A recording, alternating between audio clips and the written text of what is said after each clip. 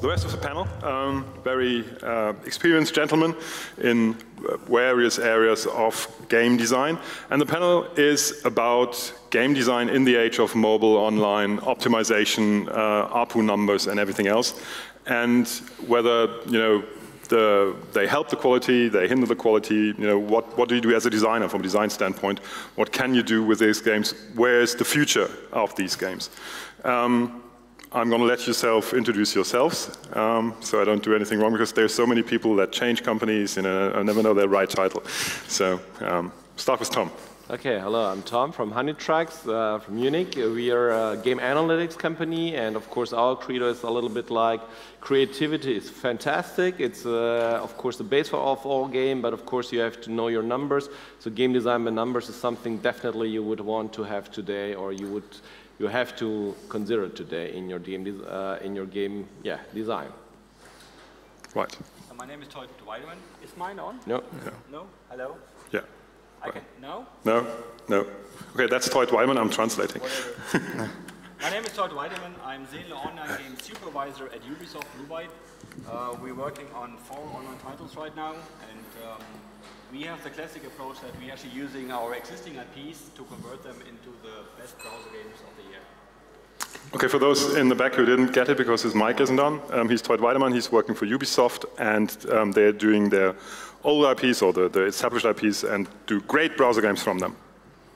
Heiko. Yeah, my name is Heiko Klinge. I'm editor-in-chief of the developer magazine Making Games, but as a hobby I'm also still writing for GameStar, which I'm doing for 12 years now, so writing for a typical core gamer magazine and writing reviews and previews.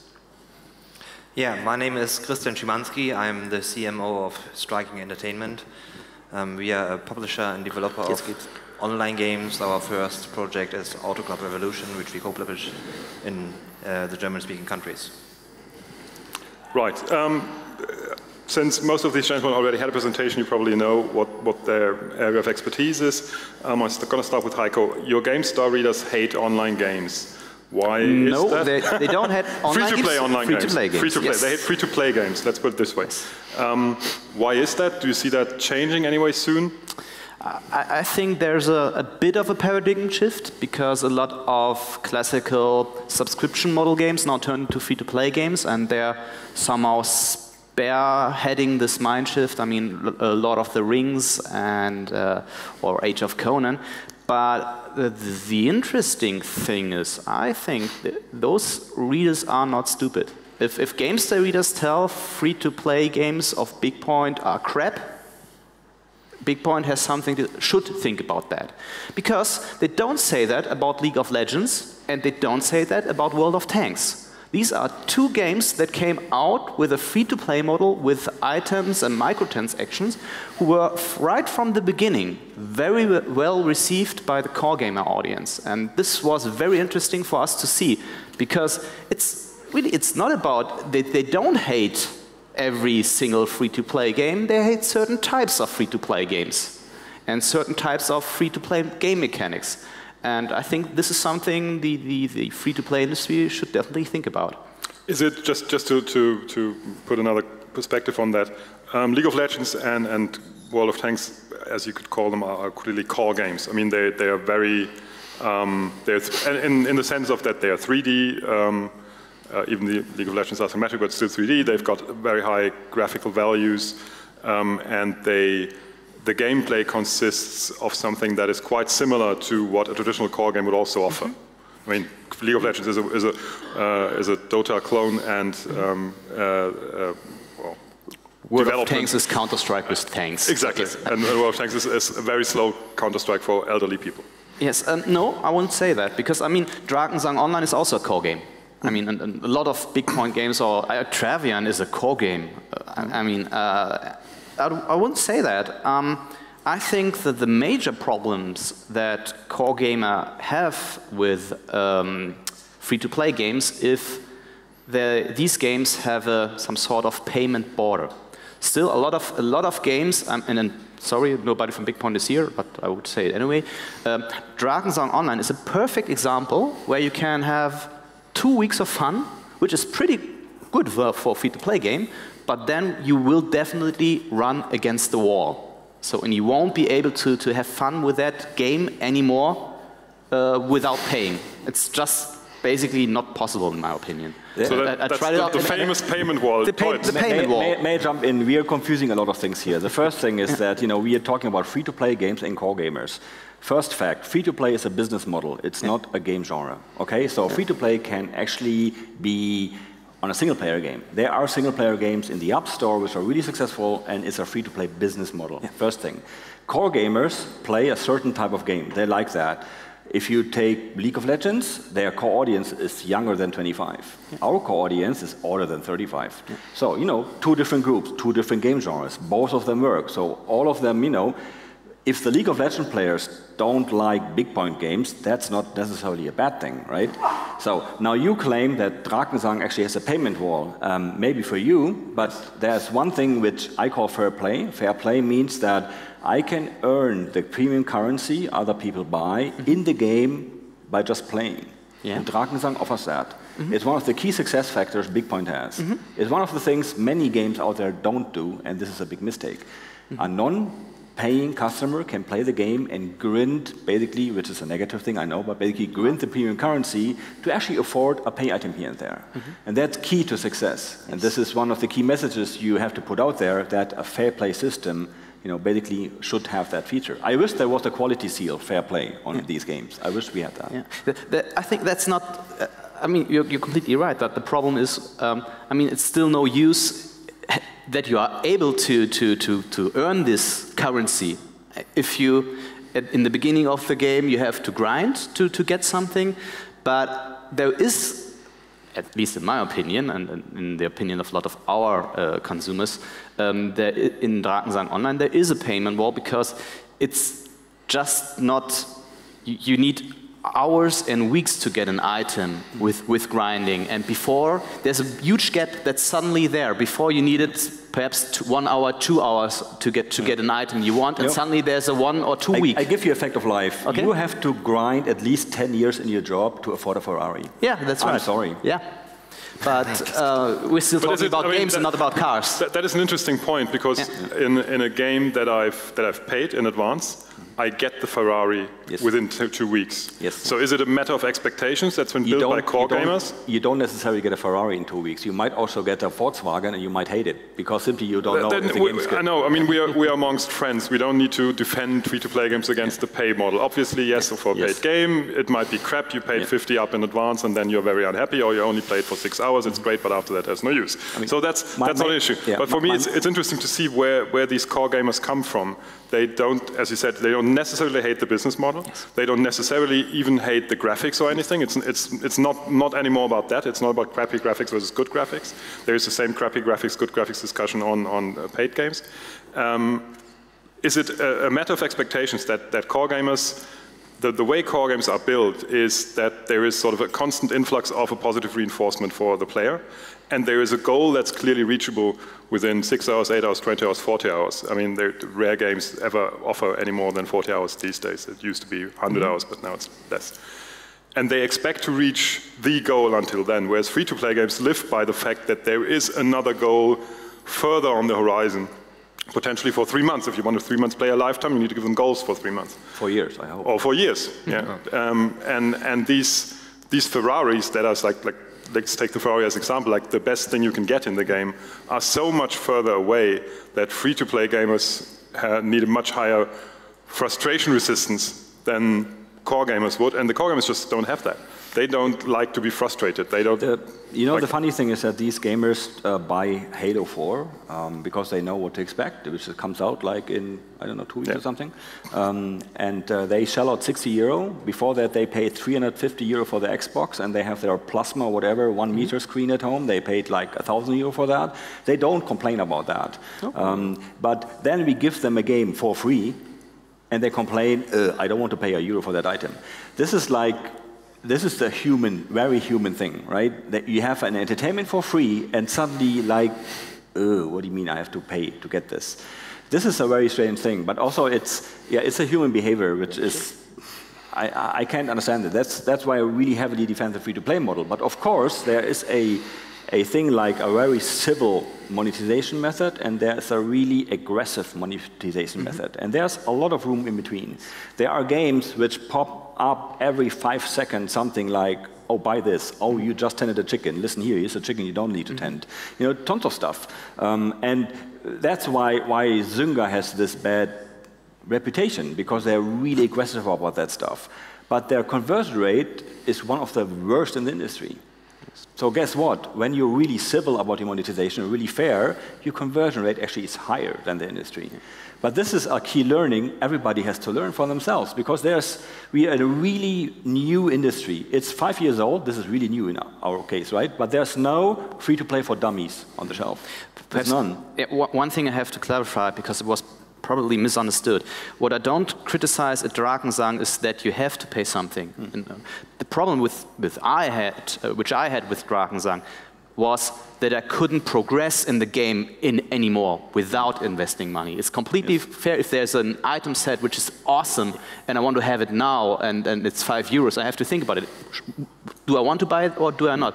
But if the game forces me to pay something to be able to progress in the game without declaring it as new content, that's a problem. If the game would tell me, okay, this is the game you can play for free with 3 areas, and if you want to progress in the 4 areas, this new area is €5. I'm pretty sure that the core gamers wouldn't complain about that. The core gamers complain about that they just hit this wall without any warning and now think, okay, I haven't paid money yet, but I would do that, but I'm really forced to do that now because I just don't have any fun anymore with the game. That's what I mean. Is anybody from Big Point here to defend that Drakensang payment wall?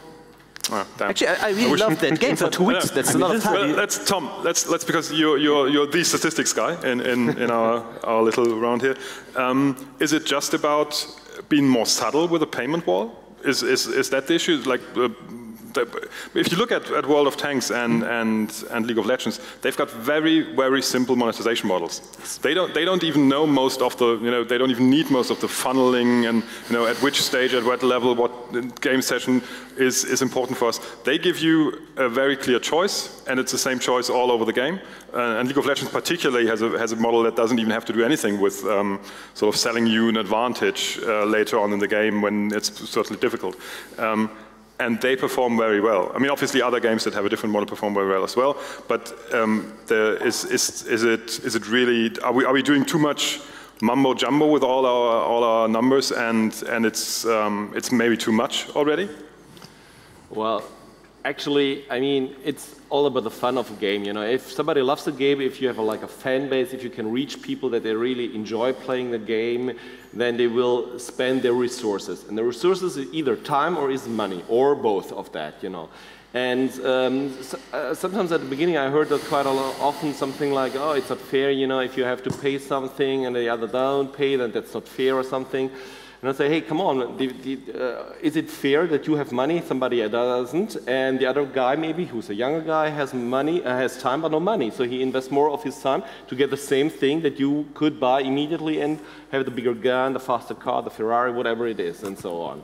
So, as Teut said, it's actually a little bit maybe a different target group that you have. So if you know who your target group is, if you're focusing on younger players with a smaller budget at the beginning, so make the game the biggest fun of them or for them, and then they will be happy. So I fully agree that having like a hard payment wall or something in a game is definitely not the best way to have like a long-term successful game. Then you haven't really fully understand the power of free-to-play. And before Peter told us also like the example, like the free-to-play game in comparison to P2P was like 10 to 20 times higher that you could get, And that's something where some from the older, let's call it older industry, are still learning in a learning process, and over time they will also, well, maybe hire new people, maybe change their mindset, get more experiences, and will be more successful in the free-to-play area as well. So what I think is that right now we are only talking about monetizing the paying users, But there are also different ways of getting money out of your game besides the classical item shop, because there are a lot of new opportunities which you can use, like sponsoring, like product placement, like all the other stuff. You can include physical products in your shop so that you get more money out of the users without forcing them to pay more for the game. And these are ways which we should have in mind as well, not only trying to optimize the whole funnel from the acquisition to the paying user, but also trying to find different or new ways of getting or monetizing the users. Yeah, I would go even further. I mean, you asked, should we get more subtle with payment walls? I would say on the contrary, which I think that game dealers should be way more open about payment within their game. I am damn sure about that League of Legends is so successful because think, okay, our business model is you get a few heroes for free, and if you want to buy another hero, it will cost you some money. And if you like that hero, the hero has to be good enough for you to invest that money, and a lot of players do that. And it's not subtle, it's very open. And I think Excuse me, I've got a little question here. This is the game design panel, right? Yeah, I'm coming We've to talked that. for the last 20 minutes about monetization and stuff like that. I think the question, the answer to all those questions is pretty simple. League of Legends and World of Tanks are successful because they're good games. And the free-to-play market is just simply suffering under the circumstances that it's flooded by so many crappy games and copycats. And that's very simple. And so could we maybe switch to talking about game design and game design issues rather than how to squeeze the user even further? Yeah, it is interesting that the start was on purpose because we, like today as a designer or as a producer of a game, you're forced to think about the monetization model in the very beginning of the game. It's not like I'm doing a game and then I'm thinking how to monetize it. If there's a decision on free to play or not free to play, like even the genre of the game, if you do a racing game, there's a certain reason for that, and it's not necessarily because you think racing games are the greatest games in the world, but because they tend to a different target group. They tend to have a certain appeal for a certain amount of people, and if you want to sell real items, for example, inside a game, then it's probably better to have a racing game than a game where you kill people, because weapons usually don't sell as well on the free internet due to legal problems. So, looking at game design, what does it mean for a game designer? What do you do? You want to do a game today, and I mean, you're both in positions as producer and consultant from a game designer. How does it affect the game design if there's so many different things that come in that you need to think of in the very beginning of the game, and that also very much drive the game development? If you have a good game and not monetize well, everybody's happy with the game, but they don't pay, it's still not going to run, obviously. Whereas in the old days, if you had a good game, it's sort of pre-sold, it could have a long tail, and there's a certain amount of success. So I don't even believe in the myth that a good game will automatically, like in the mobile market, a good game won't even be seen for a lot of reasons, because there's a million people out there not realizing that you exist because you're not in the top 3 of the App Store. Yes, you need a good game, but can you actually do a good game without thinking about all these things anymore? And what does it mean if you have to? I mean, you have to think about monetization tactics or strategies every time you design a game mechanic. But this is actually not the hard part, because every time you atomize the game into small little, wheels, okay, this is a wheel, I know roughly how I would monetize that. Because that's, what we are in a business, means that we have to earn money, so we have to think about it. But of course, the monetization should not harm the fun of the game.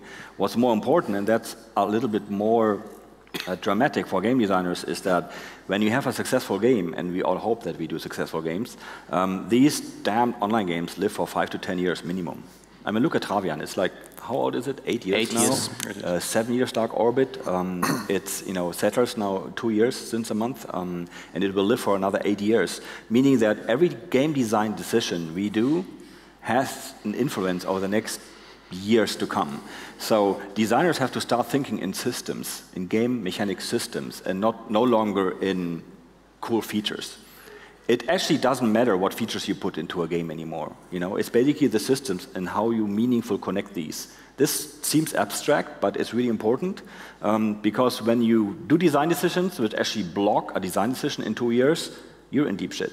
because you have to change your game, you have to expand it all the time, and when you design your game in a way that you cannot go out of that wall, that basically your game stagnates and your business goes down. And that's really bad. Well, not necessarily. It depends on the kind of game you're doing. I mean, look at League of Legends. I mean, this game is, you play it for half an hour and it's fun, but it's one session. So talking about something like Settler or Ikariam that has no end at all, that is correct. But even Travian, I mean, it's turn-based. You play for 6 months and then the session is over and a new session starts. So it really depends on the kind of game you're doing. So this is not true for all games. May I name some facts about League of Legends? Because everybody is mentioning that as like the core example. Just a couple of facts, okay? The first thing is League of Legends monetizes really bad. I don't know. They just got a lot of players. Less than 5% conversion rate. Less than 5%. Most good running games have twice that much. But of course, they have a huge reach, meaning that 5% of 30 million players is 1.5 million payers times $20 is 30 million a month. Now this is what they do, scale by users.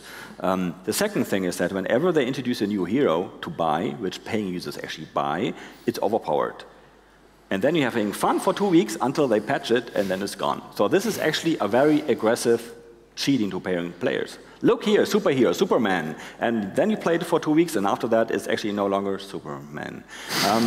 So this is just, League of Legends is hugely successful. I love the game. I'm really bad at it. But on the other hand, it's a role model, but you should be aware of some of the facts. And this is a problem our industry has. Whenever we do game design decisions, he knows a lot of numbers. I know a lot of numbers. We can make decisions valid on this worked that good, this worked that good. But most of the people out there for the first free-to-play games assume things by just looking at games.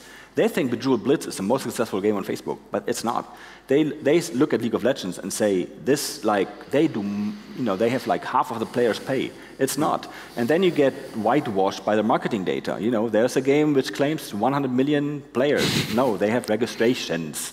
Okay, so there's huge differences. So that's the reason why this guy, has lots of data in his head, what works and what's not. He is not allowed to share it, but, at least there can be meaningful decisions. This is important, and this is the role we basically, can talk about. Is metric-driven design good or not? Is that, I don't think that's a legitimate question, but because obviously the answer would be both yes and no. Let's look at the yes part. How does it help your game design? And I'm not telling you about how does it help you sell or make more money from your game, but how does it actually improve your game design in the terms of how do you make it more fun? How do you make the game better in the sense of more enjoyable? Does metrics help with that? If you just measure money, no. If you measure engagement in certain things, then yes. If you know how much players spend on certain features, and you will be surprised that, what do they do all day like this? Oh, wow. Then you can actually concentrate on the important stuff, not on the stuff you think which is important.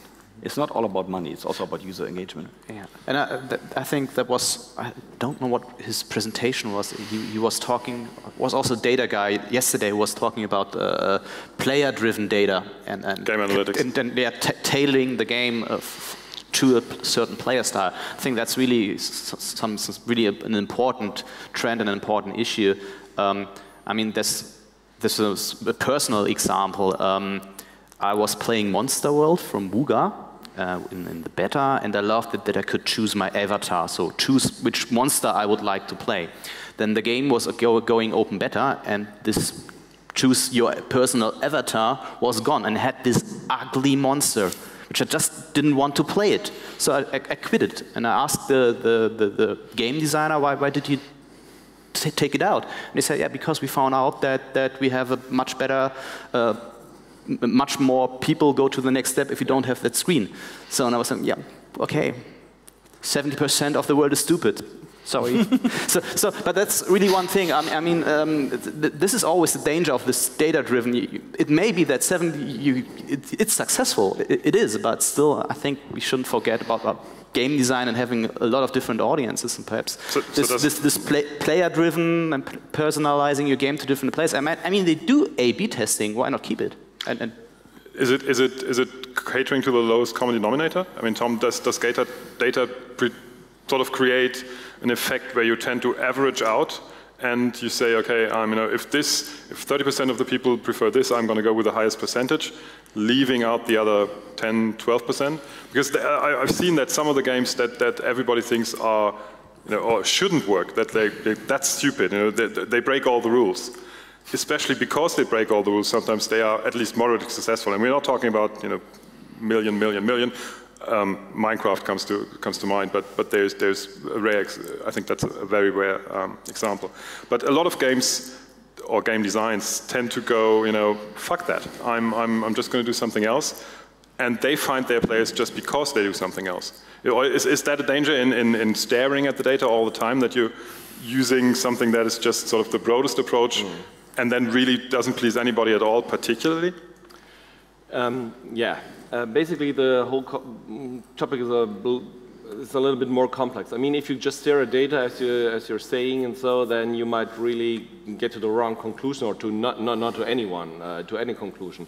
Of course, you have to know what you want to reach. Do you have goals? As when Heiko said, like, he wasn't like the typical player who was like the successful for Vuga and his Vuga example.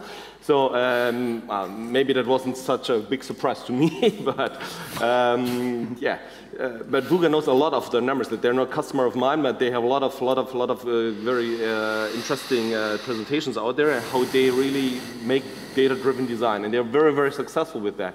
And I mean, what I like about this approach is that they really make something, they do A/B testing, and they look what works, what doesn't work, and so because they have their benchmarks, they know what they want to reach, and is it below, is it better, and how does it work? So I mean, that doesn't kill your creativity, but it just like supports maybe the artist in your company who makes game design and tries to be creative. You have ideas, but sometimes it works, sometimes it does not work like the way you're supposed or you expected it to work. So that's one thing. And that's, in the end, maybe, there are plenty of games who are, for many of us, like crabby or ugly or not nice or so. Just think about television. I mean, what are people looking on television? And it's not always like, oh, this is the highest quality, what I would love to see, and so, but nevertheless, there's a huge audience and they're paying, and the advertisers love them, and so as a businessman you have to make compromises. And if you're somehow strict, I just want to have the elite players who are cool and I don't know, whatever, go for that, but then you know what you will have and how much money you will have, and stick to that and don't mix it then up. Well, I think there are two things you should look at. I mean, gathering data and look at it and analyze it and make your game better once it's out is one thing. But if you look at the numbers and then say, okay, I look at these numbers, I understand them, and then I build a new game with these numbers, exactly leads to what now, for example, Zynga is suffering. You're just copycatting yourself again and again and again. If I look at the numbers of Travian and would build another game to reach these numbers, I would build another Travian.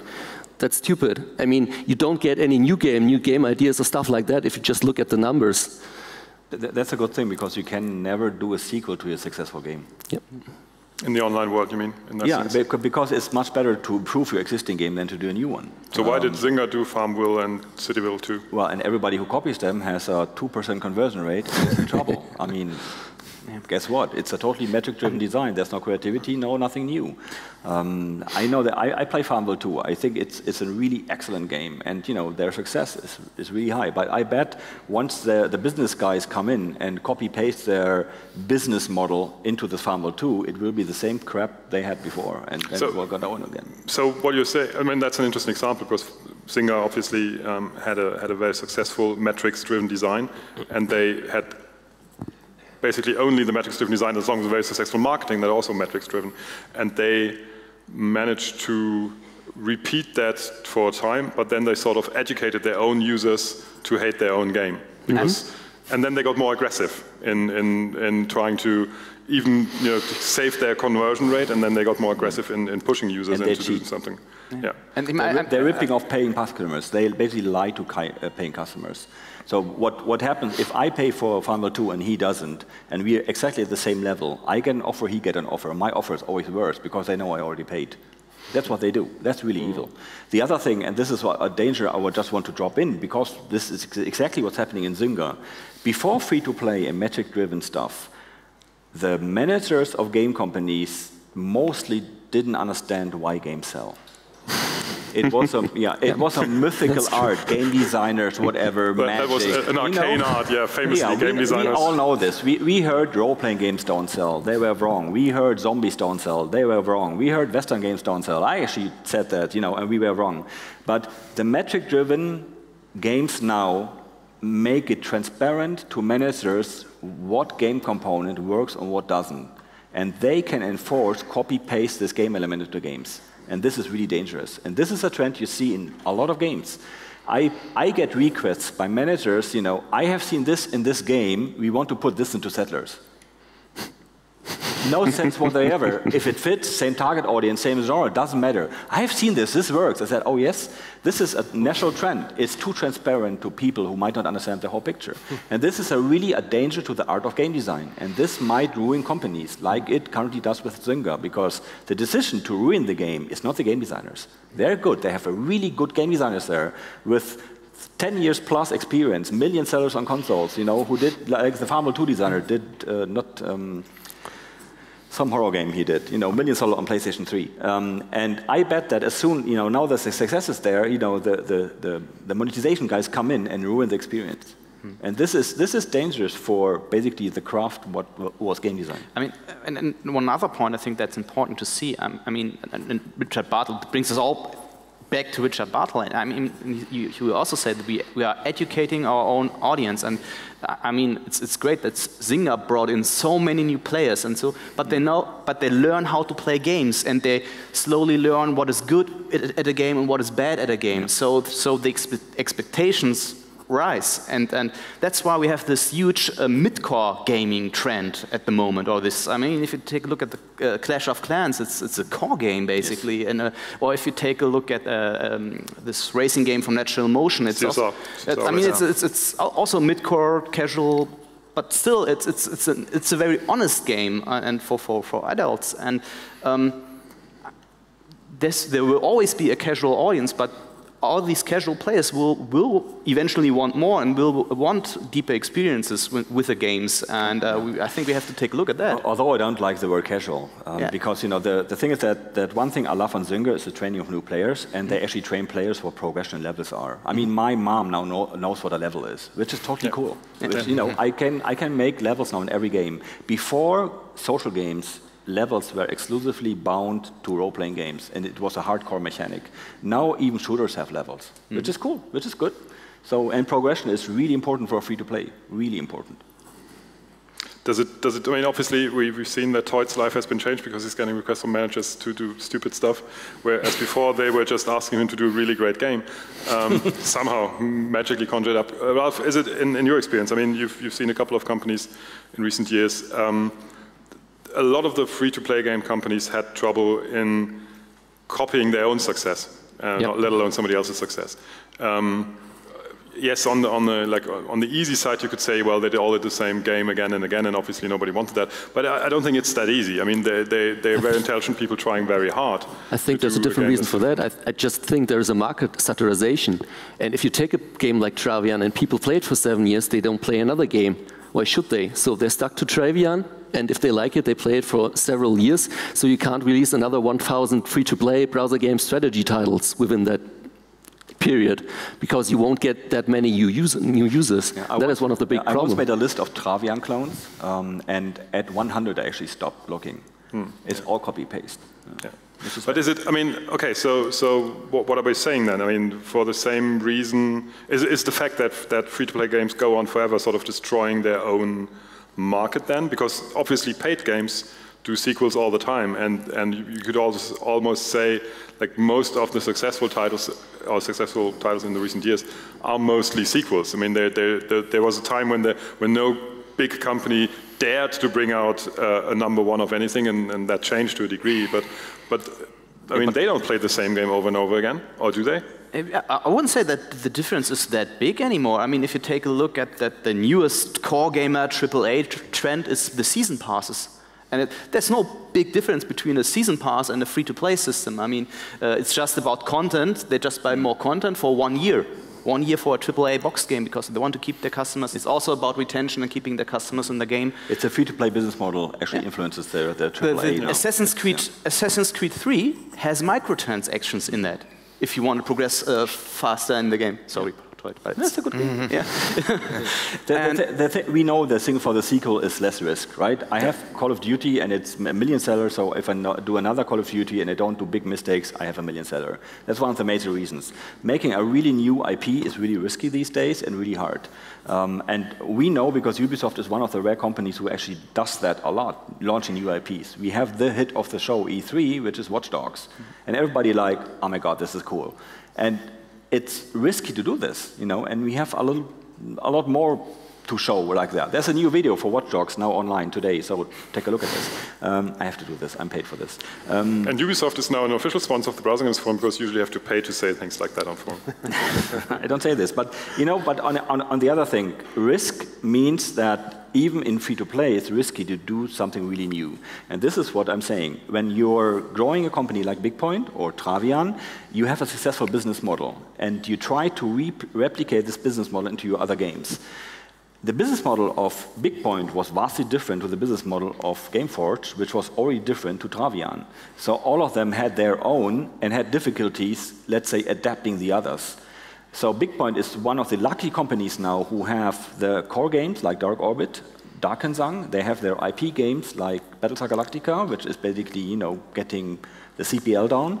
And they have their casual games like the Rama series. So they have 3 legs they stand upon, and that's really good. Gameforge has the browser games, which they kind of put down a little. Phase out. And they put all their money on client-based games now. So they have 2 big cash cows, Rules of Magic, which they basically bought, and Meeting 2.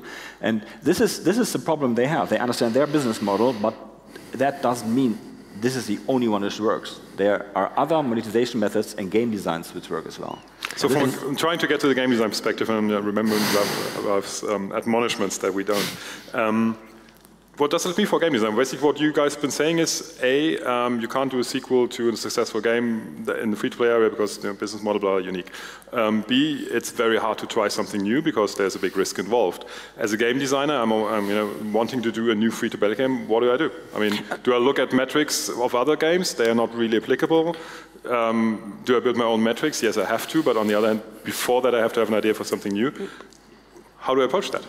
I would say look at AAA games, look at box games. Funny that you should say that. No, actually I will give you a recent example. The Catholic Church of AAA games says this. No, you will like me for what I'm saying now, Teut, because what I played the closed beta of Anno Online, and what I liked most about that game is that when I place a building, it's there. So I don't have to wait for 30 or 60 minutes until it's there. If I place a building, it's up there, and this blew me away at the browser game, and was completely. I still have to wait because they still use the resources and they need time to produce. But what I really like most about that game, and I think it will be a huge hit, is because they have to do a lot of balancing, but just having buildings instantly built was a complete, and it's not a huge thing. It's pretty easy, but it was great. The major point there was we did this because the Anno player expects that. So the Anno player from the box game, you know, he builds like 10 buildings in a second. You know, he's used to this, so we have to actually mirror this in the game. But here lies the secret, right? We are using boxed game AAA designs and convert them to free-to-play, without losing the key brand and game mechanic values of the game. And this is less risk for us, because first, it's a known IP which sells. We know that. We know the users where they are, and we can get at least a 1 or 2 million budget art into the game for free. So this lessens the whole business risk of the game. And this is one of the secrets to success from Byte. Actually, this is the secret. Yeah. So once you've done all your IPs in the area that are applicable, and assuming that, I don't know, you can do Assassin's Creed Online as a building game, but probably it's not the best idea to transport in the way. What then? I mean, is basically that's we're releasing new IPs every year. I mean, Watch Dogs Online, you know, that I'm dreaming about this game. Oh yeah. You know? And I bet in the next 10 years at some point someone will. Yeah. Assassin's Creed Online is not there yet. Is there one? No, there's not. You know, we have lots of really cool IPs, and we're not running out of IPs. We are creating new worlds, and you know, I know Branded by Origin, but I love that, and that's basically the best tip these two guys gave, is that don't limit yourself on the successes of free-to-play games out there which are already there. Go into a different direction. Yeah.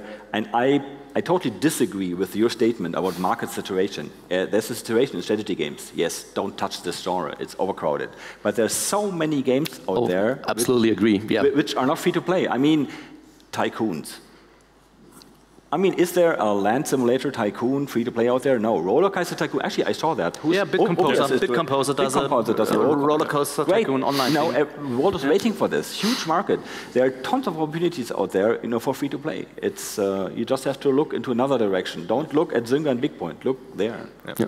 No, I fully agree on that. And the question was, why didn't Trevian or Gameforge maybe were able to repeat the success? Because they were stick to their genre. But still, I mean, there's even if you go into a new genre, I mean, another reason why it's getting harder for all of them, good game everybody, is, I mean, the cost of getting a user is getting more and more expensive. But just to come back to your question, what should I do as a game designer in terms of when I want to do a free-to-play game? I would still stick to an old rule, I think that came from Bruce Shelley or somebody who said that, which is a pretty good rule of thumb, which is look 1/3 of your game, look at what other did and what you like in other games and get that. 1/3 you should maybe focus on something you did before and where you have experience, and 1/3 should be new. And if I look at all the new Brother games, I miss the 1/3 new. There's nothing new.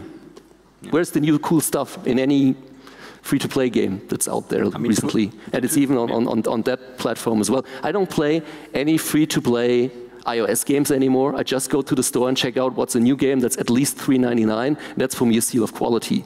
Because the market is so flooded with crappy free-to-play iOS games that I don't look in the store anymore in the free-to-play section. I mean, 2 years ago, we never thought there will be free-to-play shooters. But now there are a lot. I mean, we launched Ghost Recon Online ourselves, but there's one shooter, I forget his name, the one which does like $15 million a month, which is like unbelievable. 2 years ago, nobody would have thought, what, shooters free to play? It doesn't work. Well, it does. Team Fortress 2, basically free to play. Yeah? I mean, let's assume that the future, obviously, or the free to play model isn't something that obstructs games, and more games will adapt it in some way. That just means that more and more games will basically be working towards data. Again, basically the last question then before we wrap it up. How do you see the balance between, let's say, game design and numbers? How do you see that develop? Is the future sort of everything sort of is digital, online, free to play in some way, and games only games survive that can use that model? And what does it mean in terms of actually trying to build a design, trying to build a game? Because if you're not in the lucky position to be at Ubisoft and you don't have a big brand IP, what do you do then? I mean, I want to create a game, what do I do in 1, 2, 3 years? And not the business side, not the platform side, that's obvious, you choose a new platform, be first there. But even the games on those new platforms are sort of identical to the successes from the old platforms, and just the first guy to doing a Bejeweled clone on the new platform is going to be the first guy to actually monetize or doing whatever clone. So what's the way to go? How will design as a job, as a art form or as a craft at least, how will that change? How will it have to adapt? Anybody? The future. Okay. I would say that it all comes down to a rock-solid core game design mechanic. I mean, if you take a look at CSR racing, it's basically pressing button up for shifting up and hitting the gas, and it's always the same. But it's so much fun. The game design itself. It's really simple, basically, but it's a really good idea, and it's really well executed. And I think the core game design idea comes first. And if you have a good one, you should do that first, and after that, think about all other things like monetization and genre and which platform to put. I think if you have a good core game design idea, will it work that way? Teut, Ralf?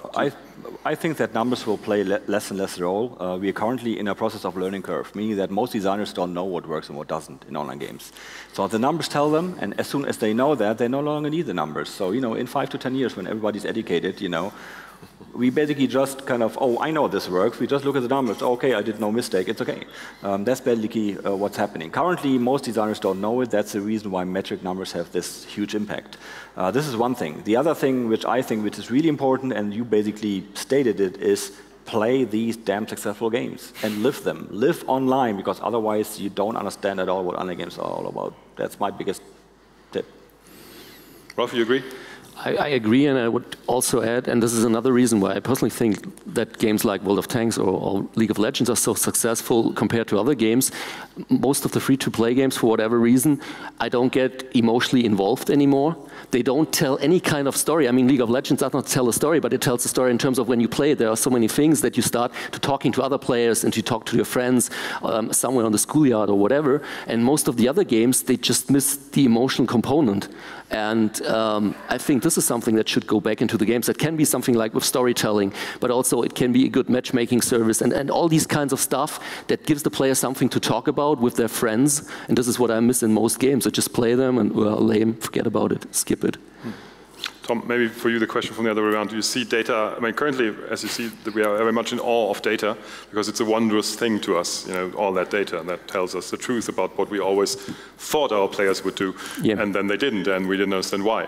Do you see data becoming more normal, something that has less power because it's sort of ubiquitous once it's not I mean, it's exclusive knowledge anymore? It's a question for him. Oh, sorry. Oh, sorry. I thought you were looking at me. Actually, I would a little bit disagree to Teut that he said, like, okay, because it's new, therefore we need now the metrics, and in a couple of years or a few years, everything will be known, and so on and so forth, so all the game designers will be clever, and so on. Yes, that will maybe be true for the very experienced one, but there will be new guys, there will be new games, there will be new innovation, and there will be maybe maybe not new genres, but you know, with the tablets, with all the other new devices, maybe, you know, new possibilities, and there will therefore you will always need something like, you know, to prove does it work, how doesn't it work.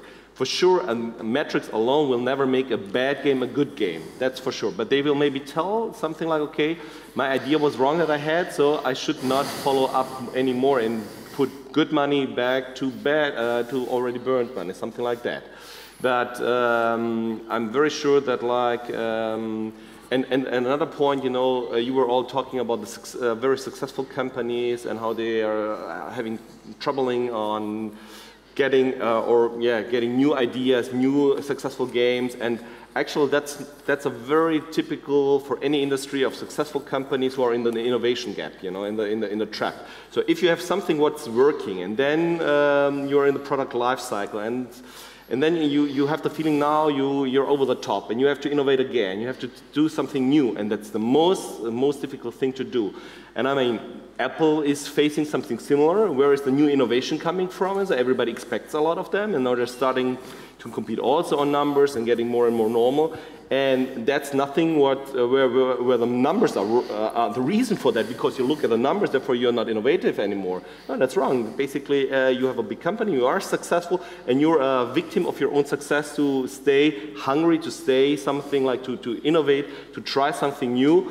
But yeah, so for instance, I know of successful or plenty of successful guys from big companies who left the company and say, hey, I'm gonna start a new one, you know, because I want to make a new innovative game, and I know I can't do it within my own company, a successful one. So because of the structures of the company, and that's not a reason because they're using some kind of analytics or something, but because of the points that I figured out right now. So numbers aren't to blame. It's the size of the success that stifles innovation. It's a victim of your own success. That's for all industry. If you have something that works, you are afraid of changing something because you don't know what's going to happen. I mean, that's a problem that happened to the box companies, to AAA companies. So they say, oh, free to play. We don't know how that will work, because, you know, maybe that will ruin our existing market, our billions, and we have hundreds, thousands of employees. How can we pay their bills and the paychecks and so on and so forth? But that's true for any kind of industry, but you have to, well, there will be new companies coming up, new innovations coming up, and yeah. Okay. Maybe some will die, but you will be there. Yeah. Okay, I think that is about Yeah, that's about all the time we have. Usually we have questions, but we've got a couple of payment managers waiting there. I know they're very impatient people. And they also run our businesses, which means they tend to punish us when we're late.